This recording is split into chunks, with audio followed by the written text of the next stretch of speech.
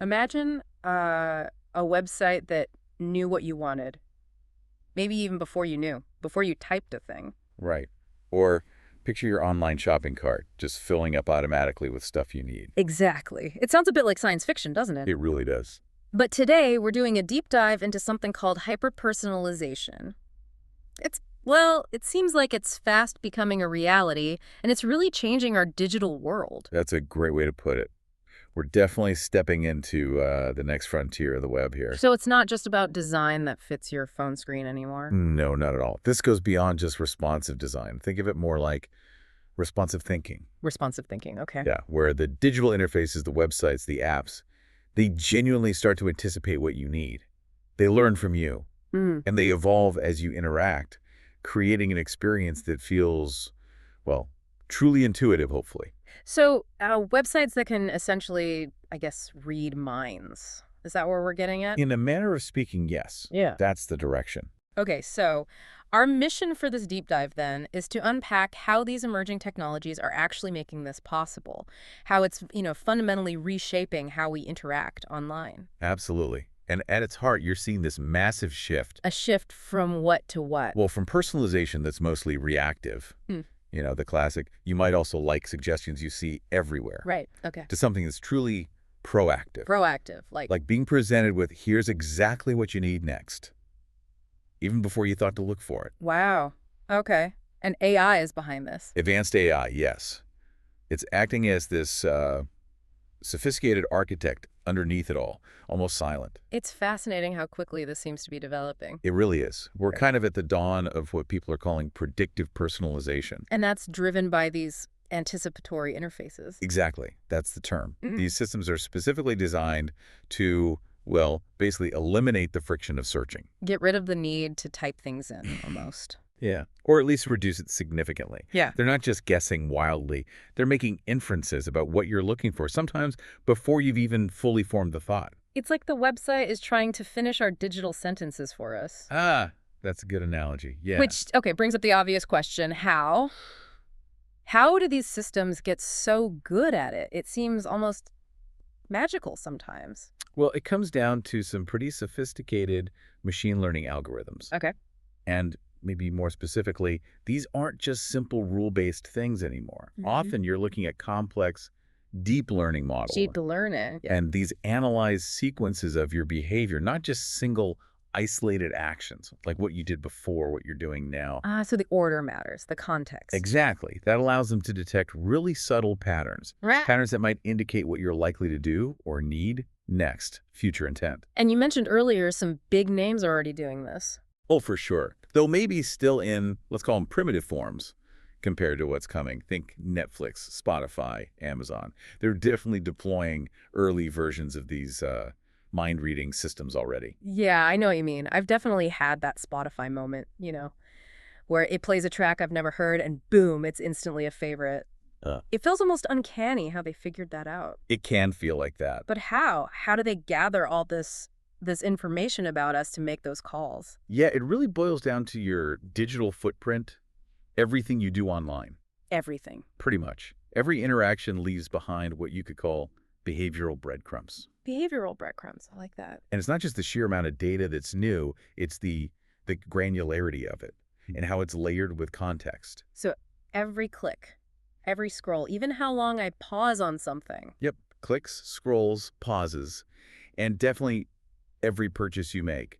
It all feeds into building this really detailed behavioral profile. And algorithms interpret that profile. Exactly. That's what they're designed to do. Find the patterns, make the predictions. And I heard it goes beyond just like basic activity too. Something about multidimensional analysis. What does that add? Yes. That's where it gets really powerful. Think of it like building this complex, interconnected map or graph of data points about you. So not just isolated facts. Right. It brings together your browsing patterns across different devices, your phone, your laptop, Okay. maybe sentiment analysis from things you write or interact with. Mm. And it even leverages contextual awareness.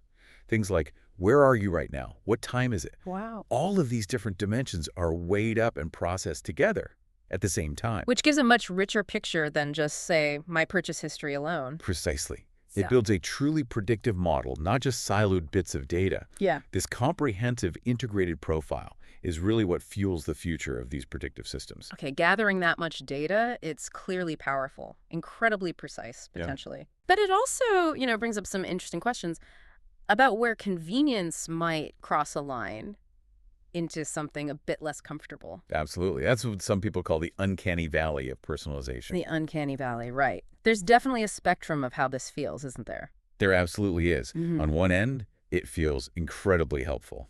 You might think, oh, wow, I was just thinking about needing that. And there it is. That's the goal, I guess, the sweet spot. That's the sweet spot, exactly, where it feels like genuine, helpful anticipation. But then you can cross over into unsettling territory.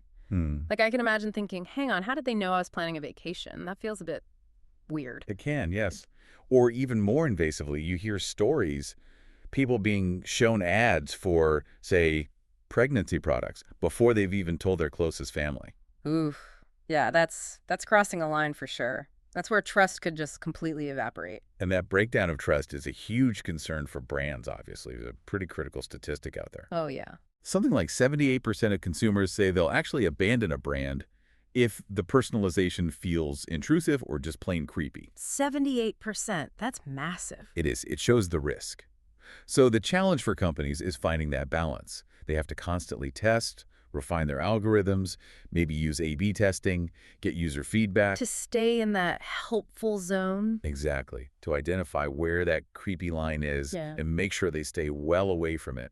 It's a continuous process. It really sounds like a tightrope walk. It is. But what's interesting is, we immediately think of shopping when we talk about this, e-commerce. Sure, that's the obvious one. But the potential impact, it stretches way beyond just buying stuff, right? Where else are we seeing these responsive thinking systems starting to pop up? That's a really crucial point.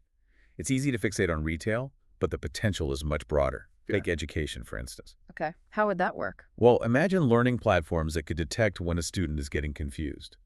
Maybe by how they're navigating a page, or the time they spend, or subtle interaction patterns. Uh-huh. And then the platform could adapt the lesson in real time, tailor it to help that specific student grasp the concept. Wow, a curriculum that actually evolves with the student. That would be revolutionary. It really could be. Or think about healthcare. Healthcare. How so? Well, potentially, websites or apps could detect early warning signs of health issues, maybe based on changes in someone's online behavior or their search history patterns, and then proactively connect them with maybe preventative care resources, or even suggest, hey, maybe it's time for a checkup with your doctor. That's proactive in a potentially life-saving way. Could be. And then there's entertainment. Right. Beyond just recommending the next show. Yeah, imagine content like a movie or a game that literally evolves based on your emotional reactions as you experience it. Oh, how would that work? Sensors? Could be various inputs, maybe camera-based sentiment analysis or interaction data. The point is creating these deeply resonant, unique experiences for every single viewer or player. So the story itself might change, potentially. Or the pacing, the music, the atmosphere. It's about an experience that adapts not just to what you like, but how you react in the moment. That's a whole other level of immersion. Yeah. So, okay, this is all fascinating, maybe a little scary. What does it all mean for us, as users? How do we navigate this future where websites seem to be getting better and better at anticipating us?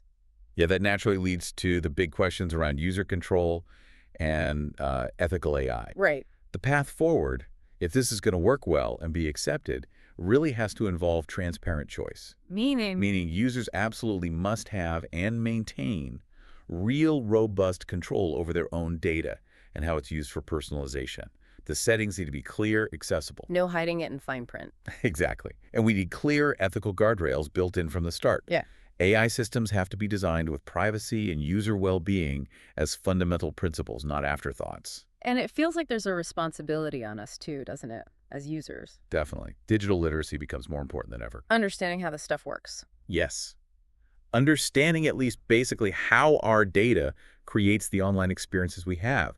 That's essential so we can make informed choices about the trade-offs. Convenience versus privacy. It's a balance we'll all have to strike. Precisely. And, the most powerful websites, the most successful ones in the long run, probably won't be the ones that just collect the most data. but the ones that use it most ethically, the ones that build and maintain user trust. That makes sense. Our research for this deep dive really highlighted some key principles for doing this responsibly.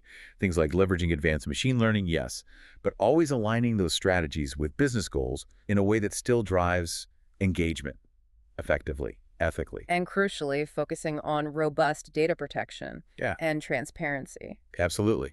Implementing strong data protection and transparent controls is fundamental.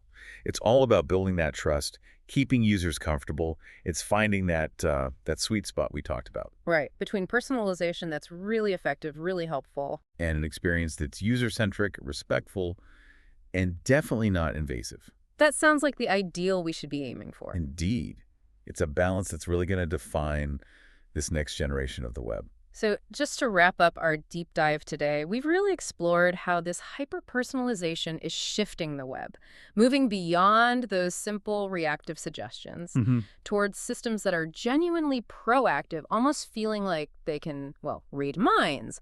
And it's all fueled by our digital footprint, those behavioral breadcrumbs. That's the engine behind it. And it offers incredible convenience, no doubt. But as we've discussed, it definitely steps into that uncanny valley if it's not handled with exceptional care and ethics. The potential pitfalls are significant. Which leaves us with a pretty big thought to ponder, doesn't it? As these websites get better and better at anticipating what we need, maybe even before we do. Yeah. How do we as individuals and as a society balance the amazing convenience of this mind-reading tech with our fundamental right to privacy and our right to control our own digital selves? That's the core tension, isn't it? It really is. And what responsibilities do the developers, the companies creating this tech, have? And what about us, the users? How do we collectively shape this future so it actually benefits everyone? It's definitely something worth thinking about long after this conversation ends. Absolutely. A question to keep in mind as we all continue to surf the waves of this ever-evolving digital ocean.